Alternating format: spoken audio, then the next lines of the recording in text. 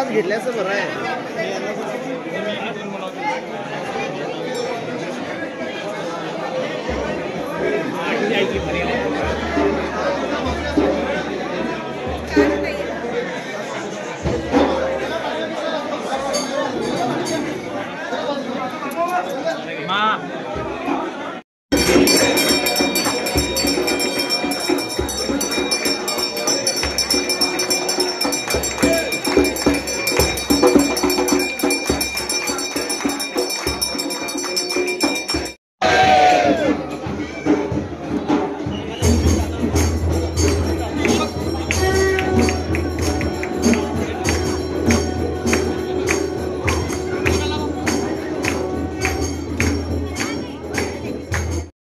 आणि आज बेळगाव स्थित कपिलेश्वर देवस्थानाला मी भेट दिली.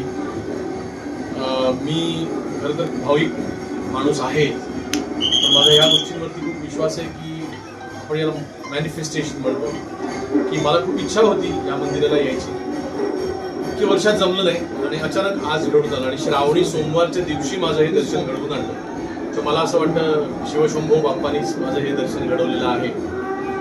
आणि या स्थानाची महती खूप मोठी आहे की चारधाम करून आल्यानंतर लोक इथे येऊन मग ते पूर्ण करतात.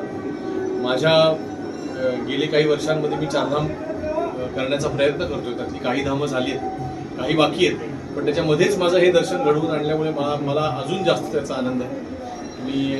माझी इच्छा आहे की ज्यावेळेला माझी चारही धामं पूर्ण होतील त्यावेळेला मी पुन्हा एकदा इथे येईन अशी इच्छा आहे.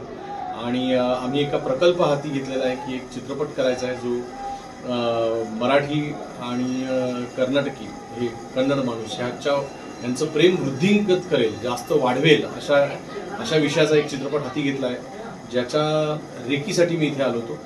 आणि त्यामध्ये हे ज्यावेळेला दर्शन आपोआप घडून आलंय, माझं हे दर्शन घडलंय, तर मला असं वाटतं की मला शिवशंभोचा, ह्या शंकराचा, शंकर देवतेचा मला एक वेगळ्या प्रकारे आशीर्वादच मिळालेला आहे की बाळा तू पुढे जा, मी तुझ्या बरोबर आहे. तुम्ही काल जरा फार सुंदर होतं. अगदी मी आत्ता जस्ट युरोपहून आलो, कारण त्याच्या अगदी 5वा-6वा दिवस आहे माझा भारतातला. तर मला वाटलं की मी परत तिथेच गेलो की काय, इतकं युरोपियन वातावरण वाटलं. जर भविष्यात तुम्हाला संधी मिळली तर सीमा प्रश्नावर कुठलं तर पिक्चर तुम्ही जर बनवणार काय, असं काय? जरूर बनवणार. आणि हा त्याच विषयाच्या आजूबाजूच्याच विषयावरती हा चित्रपट देखील आहे, त्यामुळे नक्कीच बनवणार.